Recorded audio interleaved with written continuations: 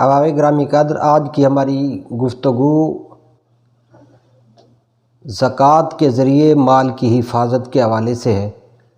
میرے آقا علیہ الصلاۃ والسلام سے سیدنا انس بن مالک روایت کرتے ہیں کہ آقا کائنات سرور دو جہاں صلی اللہ علیہ وسلم کی بارگاہ میں قبیلہ بنو تمیم کا ایک شخص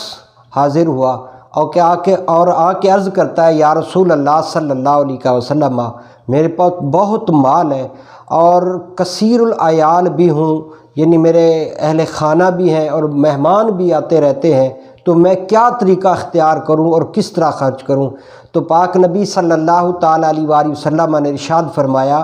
کہ تو اپنے مال کی زکوٰۃ ادا کیا کر، یہ تجھے پاک کر دے گا، اور رشتہ داروں کے ساتھ صلہ رحمی کر، اور مسکین، پڑوسی اور سائل کے حق کو پہچان۔ اور گویا یہ حدیث طیبہ مال کی حفاظت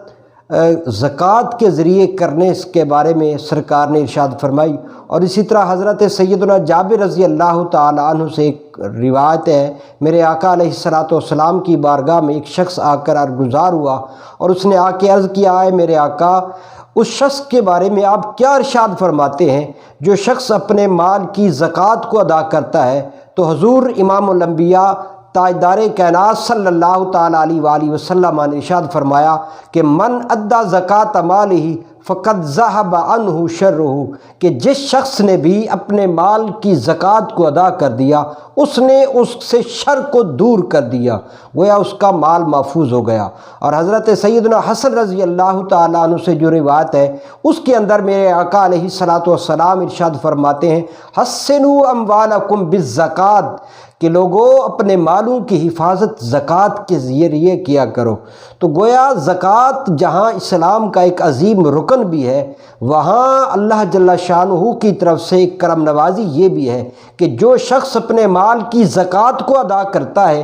اللہ جل شانہ اس کے مال کو جہاں پاک کر دیتا ہے زکوٰۃ کے ادائیگی کے ذریعے، وہاں پروردگار عظیم اس کے مال کی حفاظت بھی فرماتا ہے۔ جس طرح اس حدیث طیبہ میں ہے، پاک نبی صلی اللہ تعالیٰ علیہ وآلہ وسلم نے ایک حدیث طیبہ میں ارشاد فرماتے ہیں کہ مال کی زکوٰۃ ادا کر،